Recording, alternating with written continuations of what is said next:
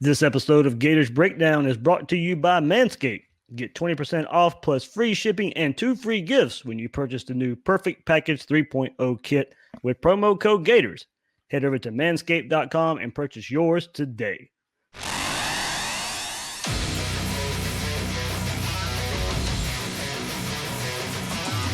Gators Breakdown, the Gators fan podcast, because there's never a dull moment in Gator Nation. The Gators Breakdown podcast is ready to go. I'm your host, David Waters, and you can find me on Twitter at GatorDave_SEC. And joining me for the NFL Draft Preview Show this week from Sports Illustrated, the AllGators site, are Zach Goodall and Demetrius Harvey. Guys, thank you so much for hopping on Gators Breakdown. Thanks for having us, man. Yeah, really appreciate it. Yeah, so guys, Zach, I'll start with you. You've been on Gators Breakdown before. Are you ready for probably complete mayhem this week with the NFL Draft? I don't know what to expect. Always drama anyway, but now with everything with the coronavirus and all this technology that people can't seem to figure out on the NFL side, I think all the drama probably won't be football related on Thursday. Yeah, I'm really excited for someone to send out a trade offer to one particular team over Zoom chat and it accidentally go to everyone else. It should be exciting. Demetrius, you and I were kind of talking beforehand a little bit. Yeah, we expect plenty of drama Thursday night. Oh, absolutely. I feel like when you get that many people that haven't used this technology before and put them all inside a box, pretty much, it's just a recipe for disaster. There's nothing that is going to stop it. There's going to be at least one technical glitch. I mean, hopefully it doesn't take up too much time, but I guess we'll see. So are we predicting a technical glitch Thursday night? Absolutely. Oh my God, yeah. Without a doubt. Bet the mortgage. At least one. Yeah, at least one.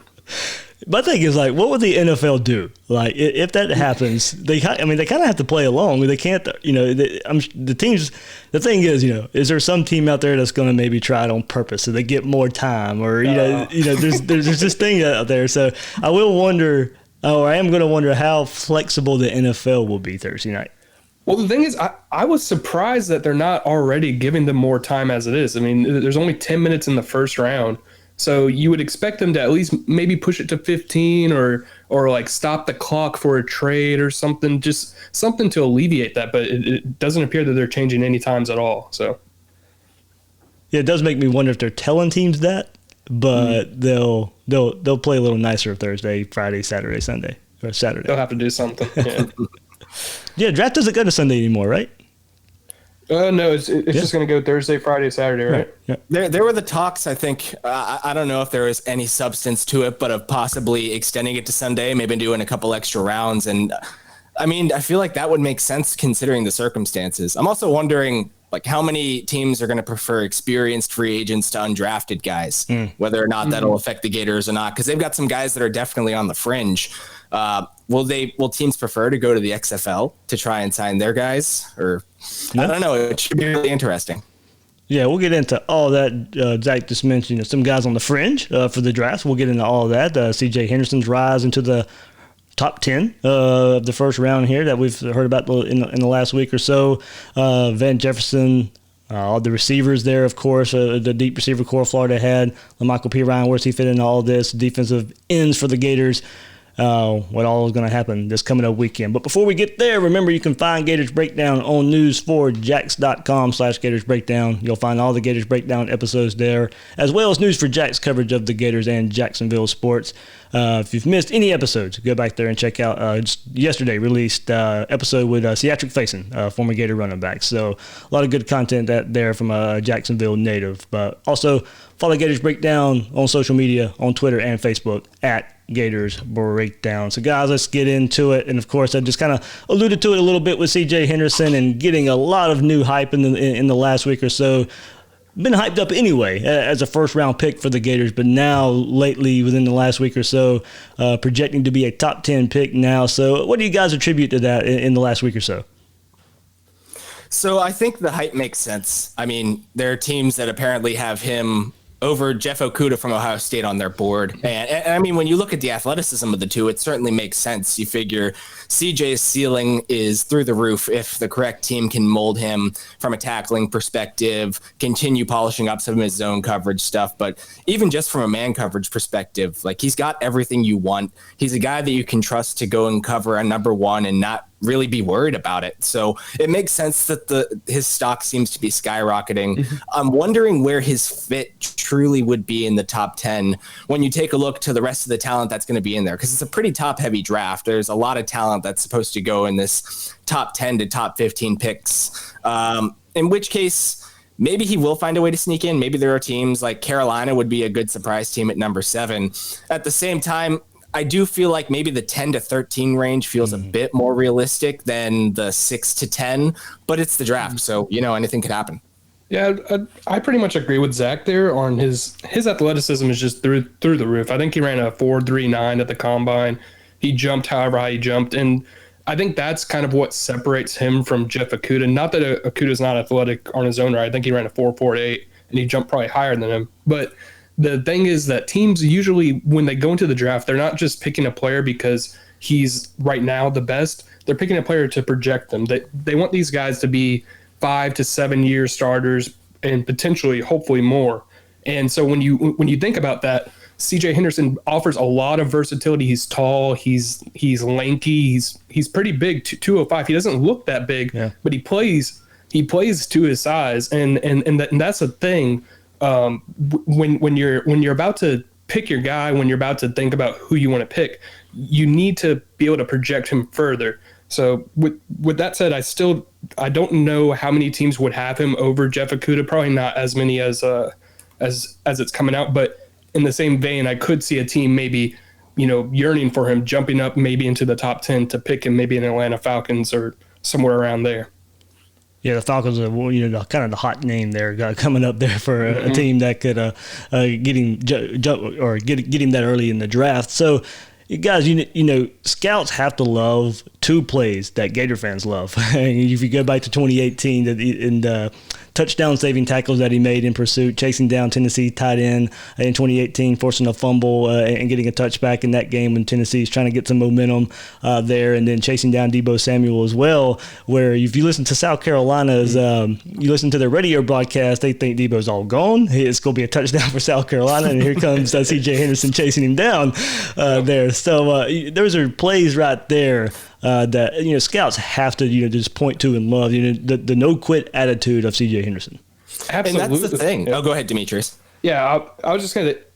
Absolutely. That the thing is, people knock him for his tackling ability, but what you really want to look at when you think about how a corner can tackle is his effort. Is he trying to put his head in there? Is he trying to chase down the ball? If he's trying to do all that, the tackling is going to come. It's just how it goes in the NFL. Players can get better at tackling, as much as people don't want to believe it. And the effort that CJ has shown over his past 3 years at Florida just have shown that the sky's the limit. Yeah, and the thing is, there were plays like that in 2019 too. I don't think he put out his best tape in 2019. He also knew, you look back to right after the draft last year, Matt Miller was putting out his too early Bleacher Report, too early big boards and mock drafts. CJ Henderson was a top 12 player at that time. Like, people already knew he was going to be the cream of the crop at the position. He didn't need to come and put this elite film on tape again, especially in a year where he had to sit a couple games with his ankle injury. It made sense that, maybe the effort concerns in 2019 are correct, that he wasn't putting in the full effort like those Tennessee plays and like the South Carolina play from 2018, but they were still there. In the LSU game, the pass breakup, taking Jamar Chase deep into the end zone at the start of the game, that was an elite coverage play, and you put his length and speed on display. There was a tackle on a crucial 3rd and 2 where he came up. You saw the burst out of his break to come up and stop Justin Jefferson, another potential first-round pick, stop him a yard short of the first down and force a punt.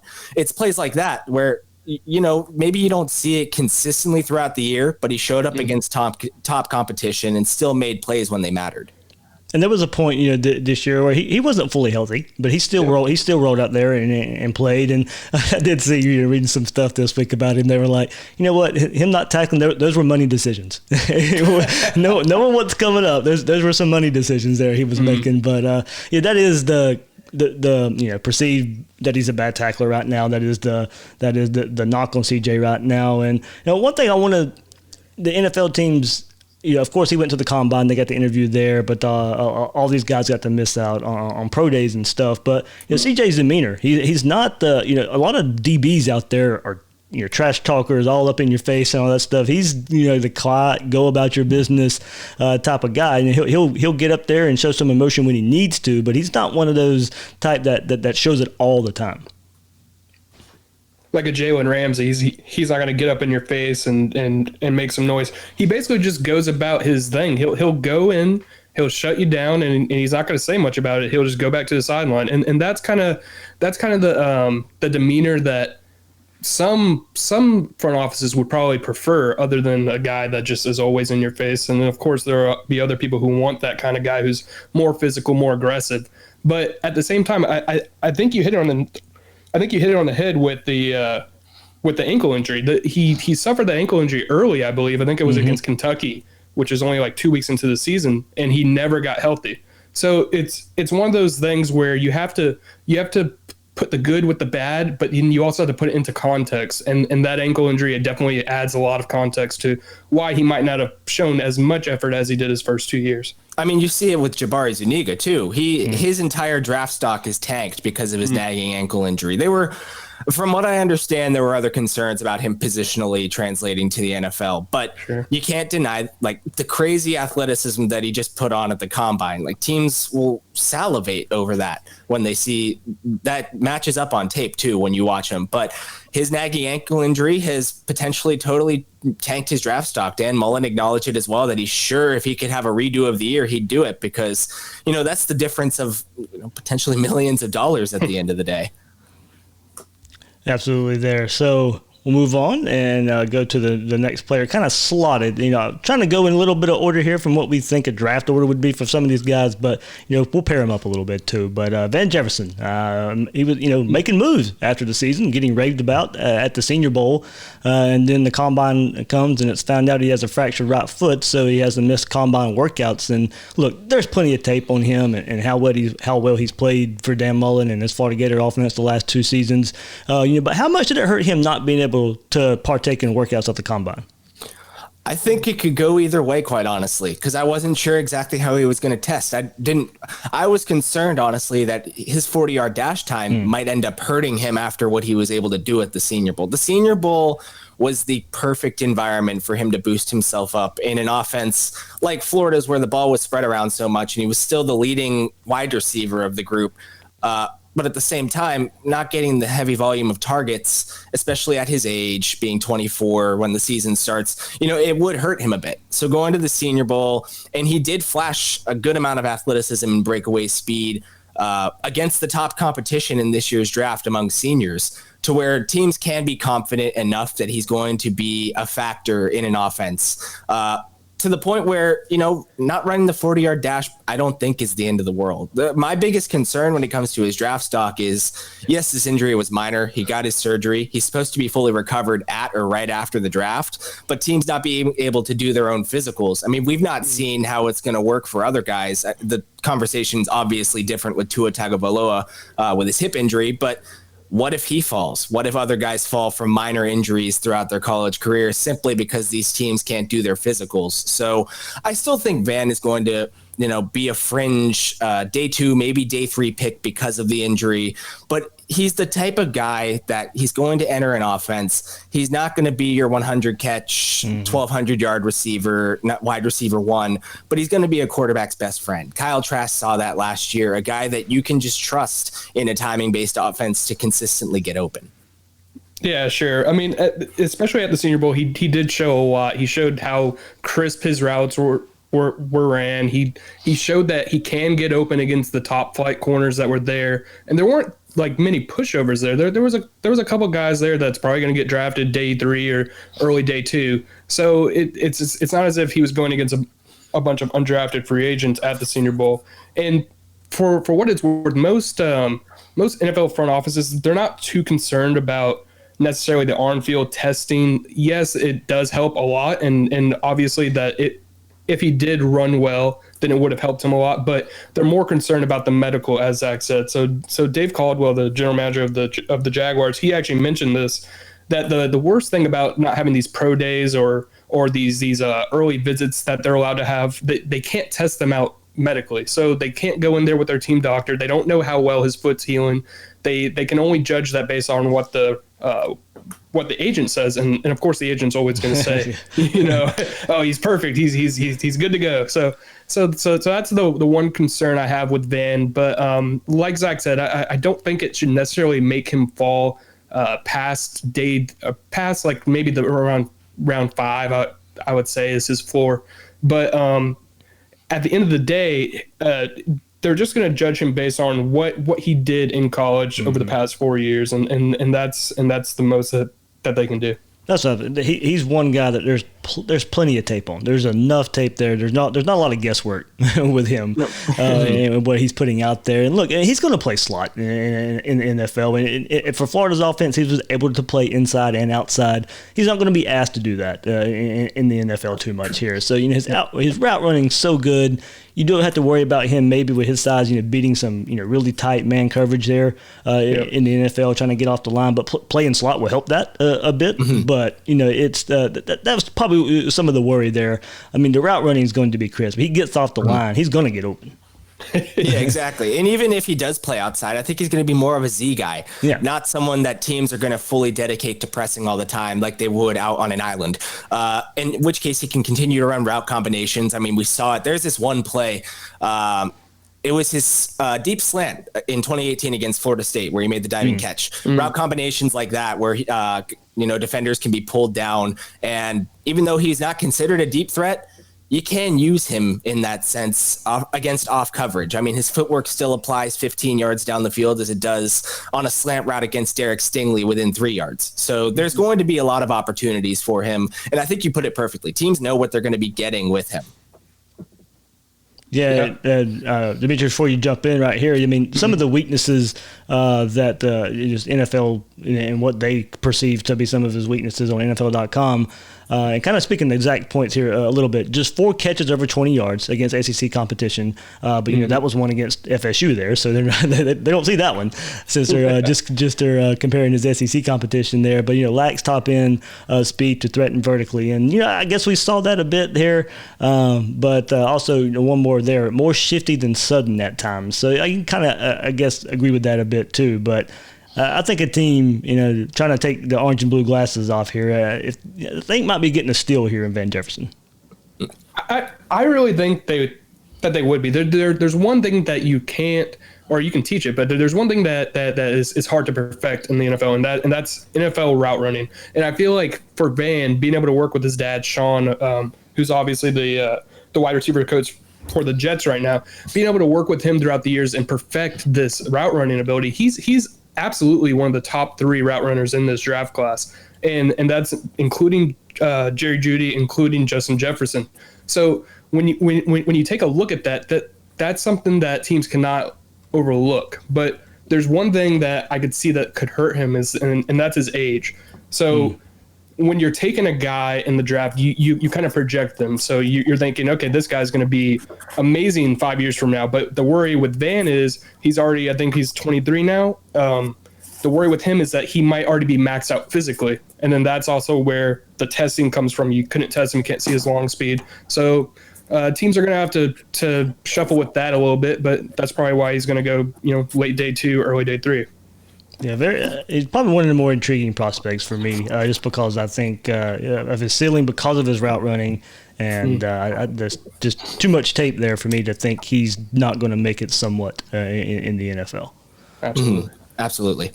Now, guys, let's move to the pass rushers here. Jonathan Greenard, Jabari Zuniga, 2 different styles here. If how do you guys think teams value each here? A basic look here. would give Greenard an advantage of being a better all-around defender, probably playing some outside linebacker in the NFL. But Zuniga is, in the mold of this, more traditional pass rusher. Go get the quarterback. That's your job. Go get the quarterback. So, for kind of maybe a little similar role at Florida, but, probably completely different in the NFL. So this edge class in general is you've got Chase Young and then you've got everyone else. Yeah. And that's not any, discredit to Greenard and Zuniga. I think they're both going to be very good players. But I personally believe that John Greenard is getting slept on in the class. He tested fine, if not even above average, as an edge rusher in the important stuff, in the jumps, in the 3-cone drill. The 40-yard dash is not that important for an edge rusher. It's just when is a defensive end going to be running 40 yards down the field? Because the pocket's 5 yards. It's just not. That's just not. It doesn't translate as well.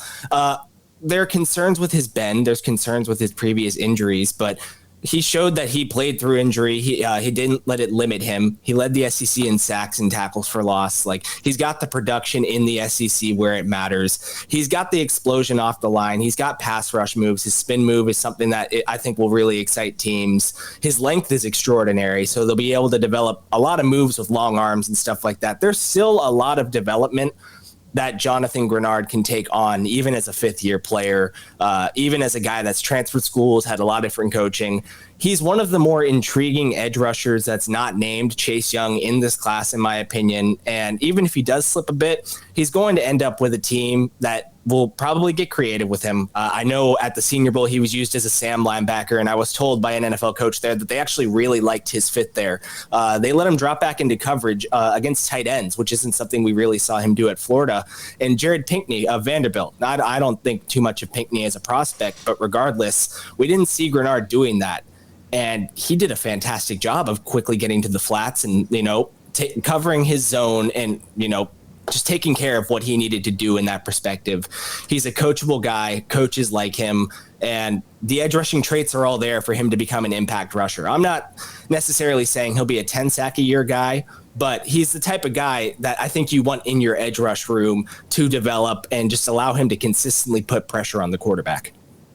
Yeah, when you take a look at both of these guys, Zuniga and Greenard, I think, David, you're right that they're both completely different players, but you have to also take in perspective Greenard's going to be used as a versatile weapon on defense pretty much. He's going to be a guy that he can go into a 3-4 defense, play outside linebacker just fine. He can go into a 4-3 defense and play the weak side defensive end position just fine. He's not going to be that guy that's going to stop the run very well at all times, but in the same vein, he's going to be able to be a guy that you can move around. So you don't have to have him on that edge to, you're going to be putting him against like the biggest right tackle in the league, or you're going to be putting him inside. You're just not going to be playing him like that. And like Zach said about him at the Senior Bowl, he was able to showcase that versatility, which is obviously going to raise his stock. I'm not sure where he's going to go as far as this draft, because the edge class this year is just not. It's just not that good. You have Chase Young. You have a couple of guys that are projects, in my opinion. The LSU kid, Chasen, and then you have the Penn State guy, Utur Gross-Matos. I'm sure I butchered his name. I'm sure I butchered his name, but you get the point. So there's guys that would probably in other drafts maybe go a little bit later, which will obviously push Greenard up. And then you have Zuniga, who's more of a guy that's going to be a base end. He's going to be the guy that you know what he's going to do. He knows his role in the defense, and he's going to produce as long as he's healthy. Yeah, I think the concern here, and Zach alluded to it just a bit, injury concerns. Greenard missed the whole season at Louisville, basically, with a wrist injury. Hobbled some last year with a lower leg injury. Zuniga missed a bulk of the season last year with a high ankle sprain there. And another concern for Zuniga, and something I was looking for last year, and he showed it in flashes because he played well versus Georgia when he was in there early before he kind of re-aggravated the injury but the kind of knock on him his whole career was we need to see that in the big games. We need to see that in the SEC competition. And that's where Zuniga maybe has left something to be desired. He'd go out there, he'd go out and blow up UMass or whoever he was, and he showed that potential as a freshman. That's what we got so excited about Jabari Zuniga. Those overmatched opponents when he was a young player, we saw the flashes. And I think we saw it for the most part this past season when he was out there. The season opener, of course, and him and Greenard just ended up living in the backfield versus Miami. but, a very overmatched offensive line. It was just something I was really hoping to see his last year of him being able to show up in big games. When him being injured, we just didn't get to see it a whole lot. Yeah, exactly. And one thing that I think he did show when he was on the field is that athleticism. And I think he showed it really vertically as a rusher. He's not the type of guy that, like Greenard, I think a good bit of Greenard's ability to bend around the edge, more so than others even seem to think in the draft community. Zuniga's not that, he's just not that type of rusher. He's a guy that can bull rush. He can play vertically because he's so explosive and so quick and so strong. I mean, we saw he was on Feldman's freak list last year, and for good reason. He's the type of guy that, I don't know if I'd necessarily want to confine him to one position. I would allow him in sub packages to play as an interior rusher. I don't think he's got the size to play that 3 downs whatsoever, even though he was up to, I think, 263, 264 at the combine, which was way above anything I think he ever played at Florida. But if you can keep him there, and obviously he's still able to maintain that athleticism at that weight, he showed that at the combine. As long as he can continue to do that on film, I think he will be really enticing, whether it's in a 3-4 defense on their stronger side end that plays a little bit more inside, or in a 4-3 defense, you let him rotate as a 3 technique defensive tackle, a 4-eye, almost a hybrid, and let him shoot interior gaps, play interior lineman. I think he'd wreak havoc. I think he'd collapse pockets really well. Just compared to playing NFL tackles, I do think he might struggle a bit with bending compared to when he play inside. And one thing about that is I think if you go back to the Georgia game a bit when he was hobbled, I think they shifted him inside a little bit so he didn't have to put so much stress on his injury there. I think if I remember right, they slid him inside a little bit, and just because I think I think they had confidence he could make an impact there, but also to kind of protect himself from injury a little bit. That's something he actually told me at the Senior Bowl when I got to catch up with him. He didn't want to just come out and play defensive end at the Senior Bowl.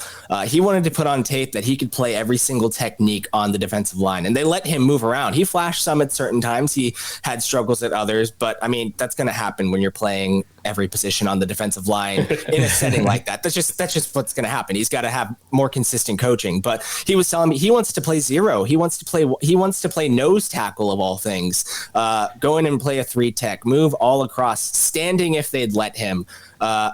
He's got the determination to do it too. That's another thing, that he's got great work ethic. He's a dedicated player, and I think he's going to.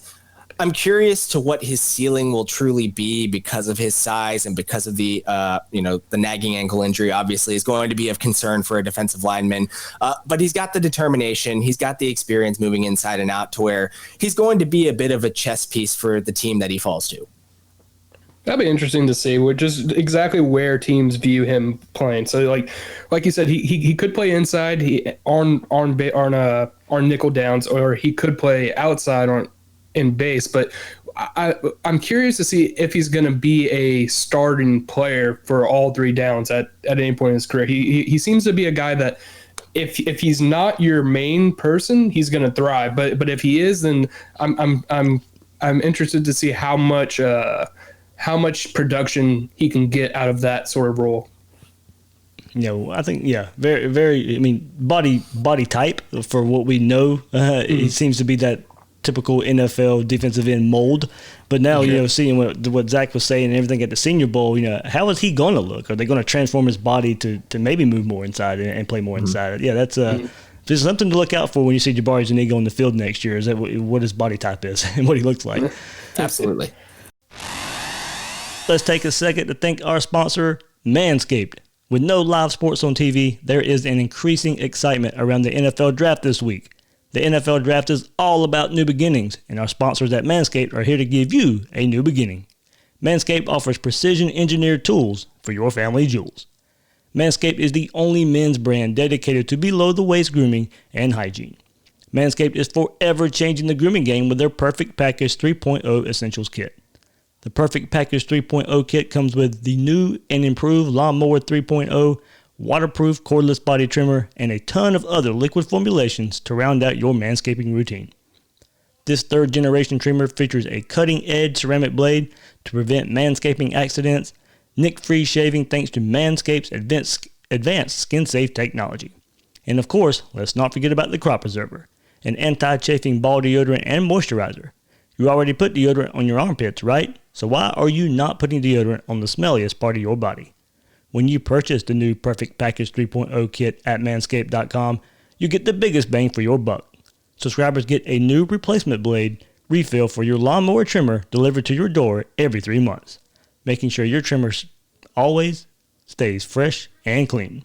For a limited time, subscribers get not one, but 2 free gifts. The Shed Travel Bag, a $39 value, and the patented high-performance anti-chafing Manscaped Boxer Briefs. This is the perfect package for your perfect package. Get 20% off plus free shipping with the code Gators at manscaped.com. Right now, get 20% off plus free shipping with the code Gators at manscaped.com for your Perfect Package 3.0 kit. Moving on here, and I think one of the more intriguing players here for Florida going into this draft, Lamichael Pirine.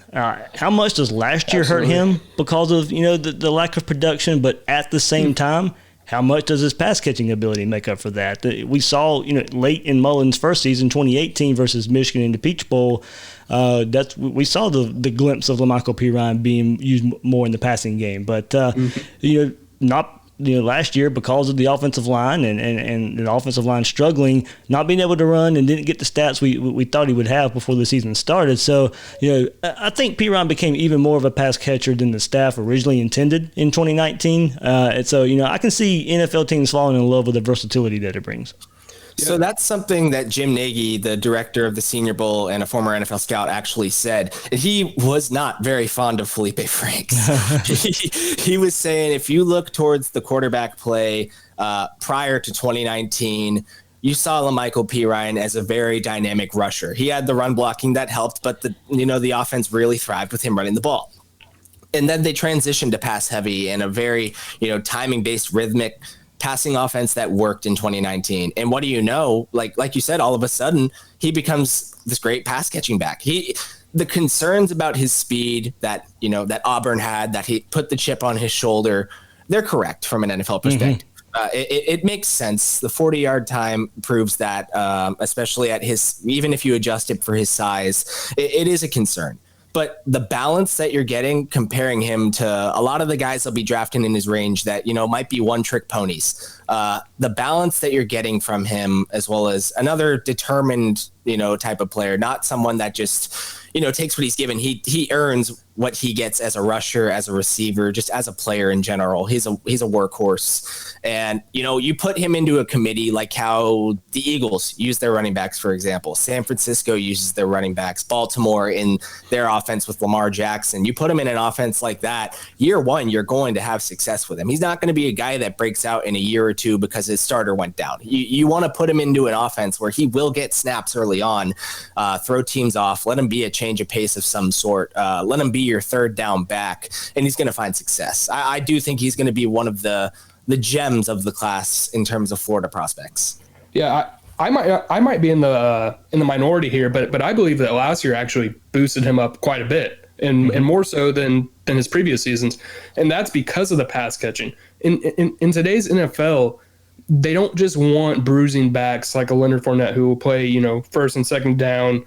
They'll play on third down, but are they going to catch the ball? I know that Fournette showed that last year, but in the same vein, Pirine's a guy that obviously his first few years he wasn't catching the ball very much. I believe he had 40 out of I think it was 70 total catches this year. So when you take a look at that, I think it's going to be a thing that boosts him up because he's definitely not the guy who's going to break away, giving you those 80-yard rushes. He's not incredibly shifty, but he's a good power / move back, I guess you would say. I'm not really sure the correct terminology there, but he's a guy that you're going to put in there on third down. He's going to thrive. He's a guy that you can put in there on first and second down. And I think that putting him in an offense that already has an established running back would be his best case for his first couple years in the NFL, because he's not going to have to be the guy, but he's going to be that guy that can come in and pretty much complement whoever he's going to be behind. I'll tell you what I'd like about him, and not really in a typical way, but as a short yardage back. Because how often did he ever get tackled behind the line of scrimmage for a loss of yardage. And even with a failing offensive line, even when the offense was kind of finding their way early in 2018, and go back to 2017 as well as, Jim McElwain's last year where Lamichael Piron, the stats didn't necessarily blow you away, but there was not a lot of tackles for loss in dealing with him. He found a way to get a yard or two there, and kind of his short yardage shiftiness, I guess is what I'll best way to describe it for Lamichael Piron is. That's one aspect I think teams will kind of look at with him as well. Yeah, that's something I've actually seen thrown around. Lance Zierlein, a really respected NFL draft analyst, has said it. He's not going to be the guy that at the second level gets you an extra 3 or 4 yards towards the first down marker on 1st and 10. But against perhaps a more stacked box on 1st and 10, he's going to get you that extra 2 or 3 yards past the line of scrimmage. That's just his style of play with the burst that he has. And he really follows blocks well when they're established for him. In Florida, they weren't able to establish their typical pull blocks, their second level blocks that they had done in years past, especially in 2018 with the elite line that they had at that point. But when he has that timing to allow his blocks to be set up and then make his one cut and go, that's where he really succeeded as a rusher. Anything else, Demetrius, on the Piron? No, I don't got anything else. I feel as though he's one of those guys that is not going to go super high in the draft, but whatever team does take him, they're going to get a good player. Like it's as simple as that. They're not going to get a guy that's going to come in and just carry himself and not really do anything. He's going to actually produce and probably early. All right, let's move to this big group of receivers that Florida has. We discussed Van Jefferson earlier just because he's the standout amongst the group, the one who's going to go the highest here.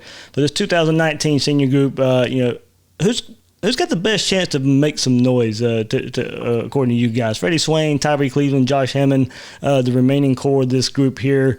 More than likely out of that three, Swain or Cleveland can maybe find their name called when by the time the draft ends.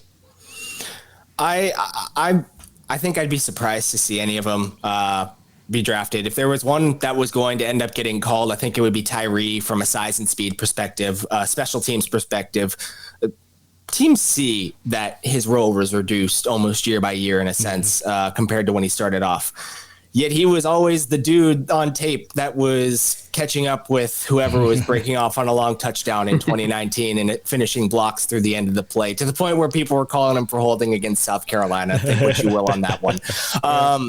But that's the thing is they'll see, and this is like Demetrius was saying about getting a good determined player in Pirine.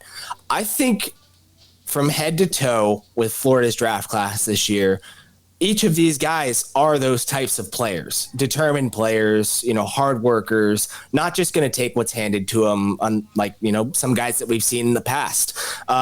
It's a really good driven group of prospects to the point where, I don't think Freddie Swain from a total athletic perspective, a production perspective, and a size perspective would get him drafted in such a deep receiver class. In a year where it's not as stacked a class, I could see it being different. But those are the type of guys that you try to look for in undrafted free agents. Those are the guys that succeed, the ones that, they've put out good tape. Their production is at least solid, and they're special team contributors. They're team guys. Josh Hammond and Freddie Swain, Mullen talked about this all last year. How many times do you see guys very willing to split a starting role for the benefit of the team? That's unheard of. And teams will look to that in undrafted free agency 10 times out of 10 over the guys that, have the really high ceilings and high potential, but don't have the work ethic. That's really and I think that's a testament to the program. I think that's a testament to what Dan Mullen has really established from his team in this locker room. That's going to take these guys far. I do think, we'll have some undrafted free agents from Florida this year. I think really, unless it's Van Jefferson and maybe Tyree, I do think Freddie and Josh will probably end up not getting their names called, but they're the types of guys that, their phone's ringing as soon as the draft concludes. And that's sort of the disappointing thing about, for those guys, because in any other draft, like you were saying, in any other draft almost, they would probably be drafted. And it's mostly because you take players that have been playing on the field for a long time. All these guys were seniors. You take guys that have put in multiple snaps, and they all have. The one knock against them is that this draft class is just so deep. It really is. It's kind of crazy. There's guys that you can see going round one, but then you're thinking, oh no, maybe they're going to slide because this guy might go, because there's that many.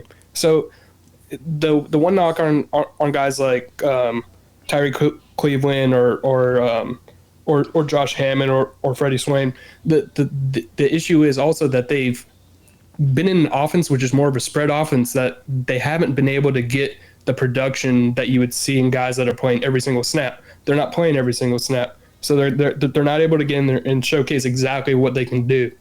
But if there's one guy that's going to be drafted, it's probably going to be Tyree because of his 4.46 640. That stuff isn't going to be overlooked by NFL scouts. They love fast receivers. They love guys that are going to be able to compete right away on special teams. And for all you know, maybe he'll fall in the 7th and then be taken. Guys, yeah, brought up a good point there. So, Dan Mullen, you look at his offense and you look at the wide receiver, final statistics of the season. And, besides Van Jefferson, if you want to call him the number one for the Gator wide receiver core, you can call him that just based on the stats and leading the stats the last couple of years. But, I mean, the ball gets spread out so much, and it's whether they're not on the field, because Florida, just besides these four guys, Jacob Copeland, Kadarius Toney also catching passes, taking numbers away from these guys. But you look at a stat sheet for the wide receivers, and there's a lot of catches there. Spread out amongst a lot of guys. So, maybe not having a combine really hurts these guys workout wise, because but just because of the tape there, limited tape, because of just so many receivers in Dan Mullen's offense garnering stats. So I wonder how I wonder how scouts and NFL guys maybe take a look at a history of Dan Mullen's offense and say, hey, this is kind of a staple of his offense, so maybe we're unearthing some type of late round undrafted free agent pick. Yeah, that's a great point. I totally agree. And I mean, we saw at the same time, he may not have led the team in receptions. Freddie Swain, correct me if I'm wrong, led all receivers in touchdown receptions, though. So there are aspects of their game that are certainly appealing. Freddie running a 4.46 also caught me off guard. Yeah. I thought it was going to be something in the 4.5s, just average. And 4.46 isn't Henry Ruggs speed, obviously. But, I mean, that'll get you by. That, especially playing in the slot, that will do him justice. And I think another huge aspect of it, like I said, is the determination factor. That is truly what's going to separate a lot, because there's going to be a ton of undrafted receivers this year. It's just going to be the nature of it with how deep the class is. I would bet that those guys' phones will be blowing up. If they're not, and maybe there will be the surprise pick, because it's going to be like, just throwing darts at the receiver board when it comes to later round picks with how deep the class is. Maybe they will end up getting selected, but if not, I would guarantee they've got a role. And they're the type of players that I'd bet on to last through training camp and make a 53. Yeah, and Demetrius, before you go there, every time Swain showed speed, it surprised me. Whether 2 years ago at Tennessee and Franks rolls out and finds him on the sideline and he outruns the Tennessee defense, or of course the first touchdown versus Auburn, it's just like, wow, like it's every time. I guess I knew he was that fast, but every time he showed it, I was still surprised. And then of course the big 40-yard dash at the combine. Yeah, exactly. And one of the things that popped out on film to me with Freddie was that whenever he got the ball in his hands, all of a sudden he's gone. So like his speed, like you said, was on tape, and teams have seen it. And to be able to get that guy that can give you that rack or run after catch ability, then that's impressive. Teams like guys that can go over the middle, catch the ball, take off and run. If there's one thing about all of these Gators receivers, it's that they have the want to, they have the drive, and if there's any other receivers that are going to get undrafted and get that quick calls, it's probably going to be them. And one thought here I found on Josh Hammond, you go and look at, you don't find a lot about him out there just because a lot of people probably do not see him getting drafted, of course. He wasn't invited to the combine, really hurt, of course, when Pro Day was canceled due to the coronavirus. So, if his name gets called, it'll be late in the draft. But Andrew DeSecco, do you guys know him, Pro Football Network? Yeah. He if I recall, he got his testing numbers from a local pro day that he did, right? Right. Yep. And he offered this positive review of here on Hammond. Quote, the former Gators pass catcher is sleeky built and doesn't win his matchups based purely on speed. What he excels at, however, is finding creative ways to get open and manufacture yards on his own, with 55% of his 2019 receiving yards coming after the catch. His ability to create space and attack leverage made him tough to cover throughout Shrine Week. Hammond is also as sure-handed as it gets. He finished with Florida career with 20 straight games without a drop. So I'm admittedly high on Hammond as a prospect. He is a quick learner, will do whatever is asked of him, and has tremendous character. That said, I acknowledge his ceiling is somewhat limited. I currently have Hammond slated as a priority free agent, but his leadership, football intelligence, and versatility should enable him to carve out a long career at the next level. So somebody putting that free agent label on him here, but also at the same time saying he'll carve out a long career in the NFL. I almost view him as kind of a light version of Van in a sense that he was very good at getting open on the shorter and intermediate routes and grabbing some yards after the catch. It was nothing, truly explosive consistently. It wasn't like he said perfectly, the ceiling there is limited. But it's the same thing with the other guys. Yep. It's the determination factor. It's the work ethic. I mean, he was the representative every week, coming out and speaking at the podium. There are small tidbits like that where they'll look to him for doing stuff like that as a leader. The splitting the role with Swain, and then like with Van, what's going to get him drafted is his dependability factor as a route runner, potentially emerging as a quarterback's best friend. Hammond's not as dynamic as Van can be, but it's a similar thing. A team that's looking for some depth at slot that just wants a guy that they can trust to get open and crank out some tough yards. He's a guy that can do that. Absolutely. I agree with both of you guys on that. The high character thing, that's really something that NFL GMs and scouts, they really look at. They look at each prospect. Sure, they can compete on the field, but what's their character like? What's their fit in the locker room? Are they going to be good guys in the locker room, or are they going to be cancers? Or are they going to be guys that are, not really going to gel with the quarterback? Are they going to be me first players?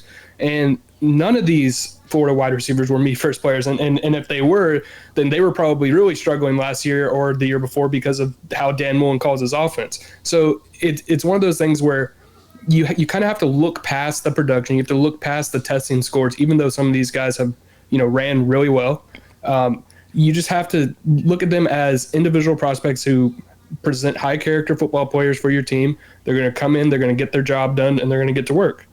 Yeah, I mean, you look at these guys here, and it speaks to Dan Mullen too. But a personal responsibility for these players too. But besides the Tyree Cleveland incident when he was a freshman at Florida, these guys were not in trouble. I mean, all these guys we're sitting here discussing a little bit. So, good guys, and it really speaks to Dan Mullen of his kind of accountability for his players there and what they're going to show here going into the NFL draft. A couple more players, guys, who probably won't get their name called, but are eligible here. David Reese, Tommy Townsend. David Reese at linebacker, Tommy Townsend at punter, of course. Punters aren't going to get drafted, so it's just the nature of the beast here. His brother did. That's true. That is very true. Very true. There's the example. People too. Yeah, shout out to Nick there. But David Reese, of course, for all the production that he had at Florida, just not necessarily that fit NFL teams are really looking to draft all too high.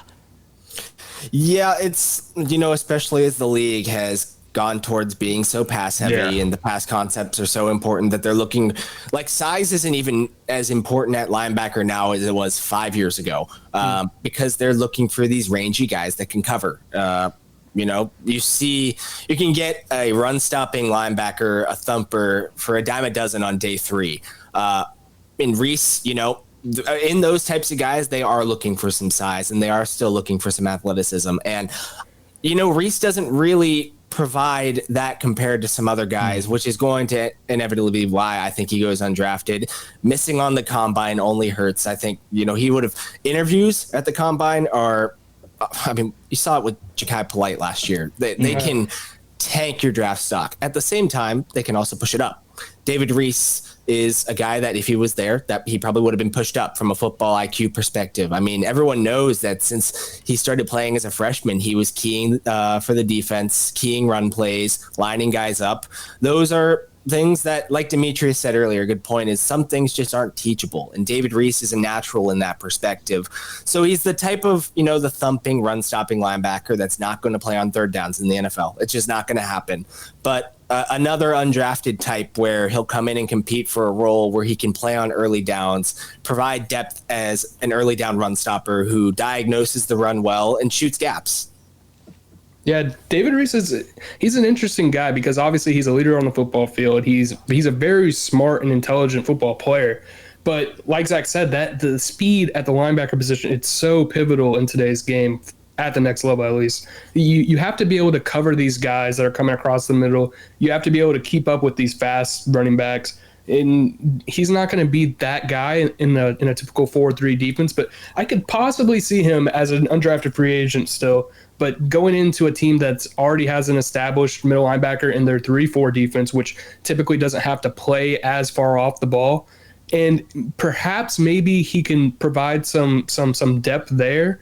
But unless he can play special teams, I'm not sure how he'll end up making a team. But his determination, just like all these other guys that we talked about, is there. He's got the intelligence, and I'm sure that he's going to make some coach fall in love.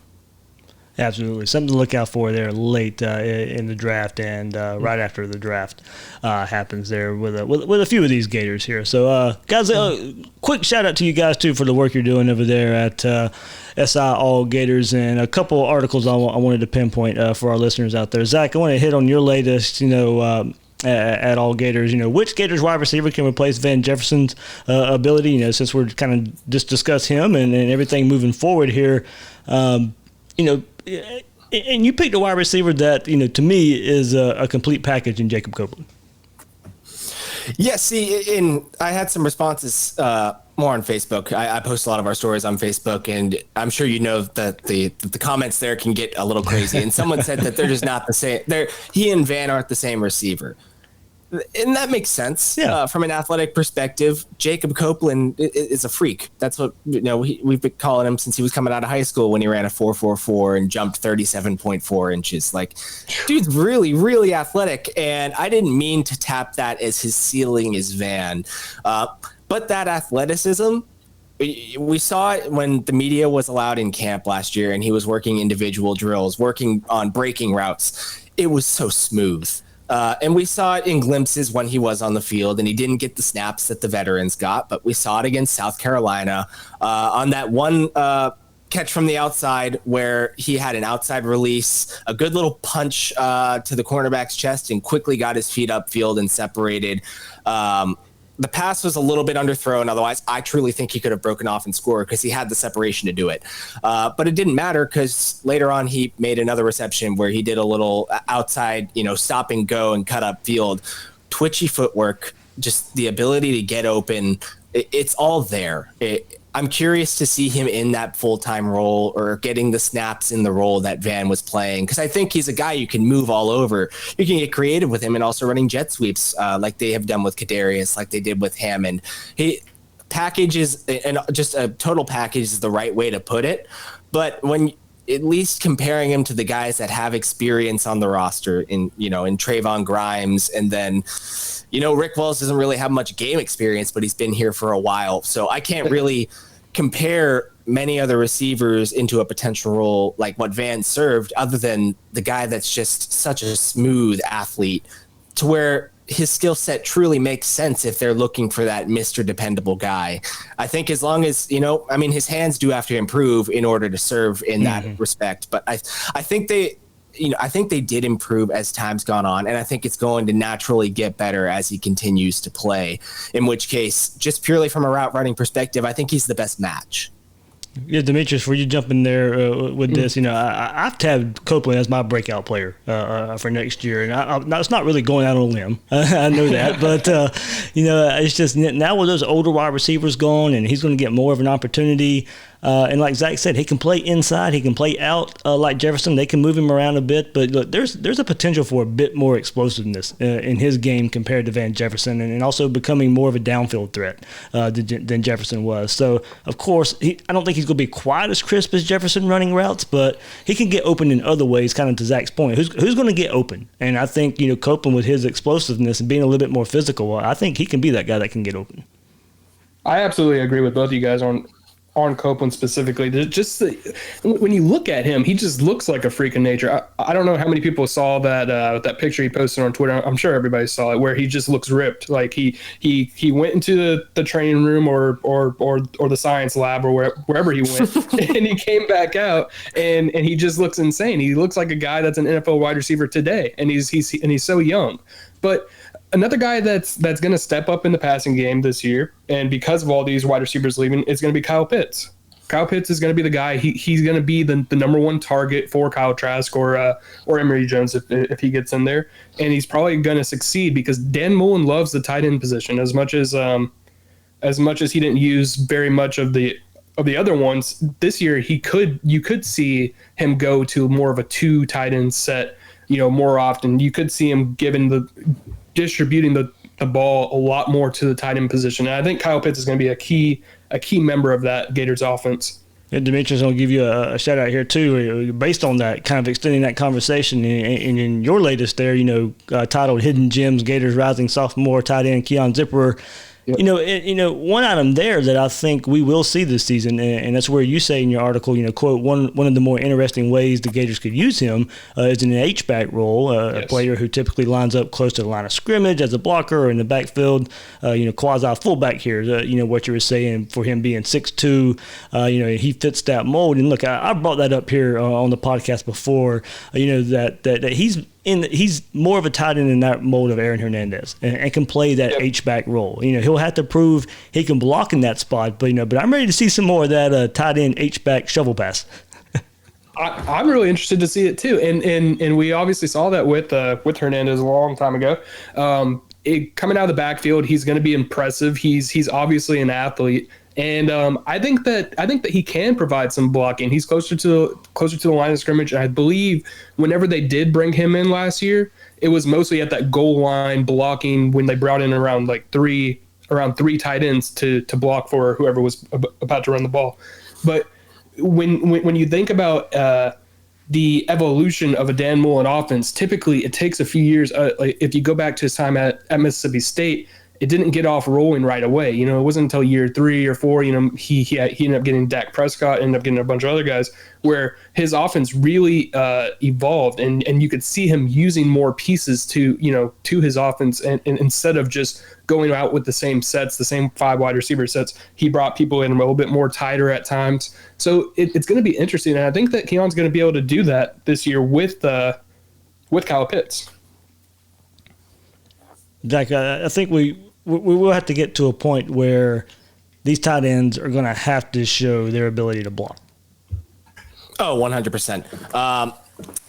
The run game's got to be fixed. I think that's going to be an extremely crucial part of their offseason approach whenever that starts back up. But you're absolutely right. It's the same with the offensive line. They're going to have to do some shuffling to get the best guys on the field, even if it means playing young guys early. If they're poised run blockers, you've got to get them into the interior. And at the same time, at the tight end position, we saw that.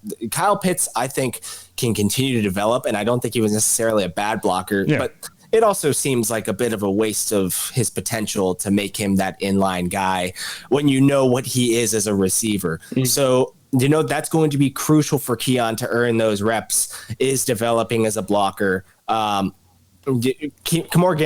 Gamble is the guy that's been considered to be, probably the better blocker of the group, because Lucas Kroll struggled there. He's not here anymore, obviously, but I was surprised that Gamble didn't get as many snaps last year because of the run blocking issues. I guess maybe that's a giveaway that they're probably going to run the ball when he comes in. But, I mean, find a way to utilize him in the pass game, even if he's not your target. Like, get him on the field, in which case he can come in and provide some run blocking help. So maybe his snap count will finally go up this year if it's not Keon or if it's not someone else coming in and playing early on. Maybe a true freshman in Jonathan Odom who has blocking in his blood comes in and surprises everyone. But it's going to be such a crucial factor. Tight end in all 5 positions of the line, just finding a way to get run blocking done. Guys, it was a shame we didn't get to see it this past Saturday for what would have been the spring game. Yeah. Man, Demetrius, you come over to the Gator beat and don't even get to cover the team ball that much. And they just cancel everything. They said, "Oh no, we can't have that." So yeah, Demetrius, you are a bad luck. I'm gonna fire you because of this. a bad omen. It's all right. Yeah, exactly. Oh man, yeah. Hopefully everything's back on schedule sometime this summer, and we get our football in the fall in some form or fashion. But guys, I can't thank you enough for stopping here on Gators Breakdown and talking plenty of draft coverage and Gators here before we wrap it all up. But what you guys got coming up this week? I'm sure plenty more draft coverage. We're going to knock draft coverage out of the park. So if you guys are looking for, any type of Florida Gators draft stuff, whether it's as soon as the pick's out, I'm sure there'll be a story up, analysis of team fits. We're going to really try and look into this because this is the only sporting event that's going on for the foreseeable future. So, but I mean, anyway, we both love the draft. It's in our background. So we want to provide as much unique draft content as possible. So if anyone's out there looking for Gators draft content, make sure to go check it out over at allgators.com. Yeah. And I'd have to echo exactly what Zach said. We're going to be covering the draft. We're going to be covering every single, Gators prospect that goes drafted or undrafted. We'll give our thoughts and analysis. And I might be able to get a couple of interviews with some college coaches, depending on how the Jaguars draft too. So if the Jaguars draft a Florida Gators guy and then Dan Mullen's available, maybe we'll get something there. We'll see. But just stick with us. We're trying our best to provide everything we can for college football this season, even though it's essentially canceled as of right now. Demetrius, I'll echo that sentiment there about hopefully Jaguars drafting Gators because working at Channel 4, that's the best of both worlds. That's there. Exactly. Maybe at 9. Never know. Yeah, never know. It could work out. I mean, that was the funny thing last year. We thought we had it all figured out. The Jaguars were going to draft Jawan Taylor in the first round. Lo and behold, they get him in the second round. Hey, you never know.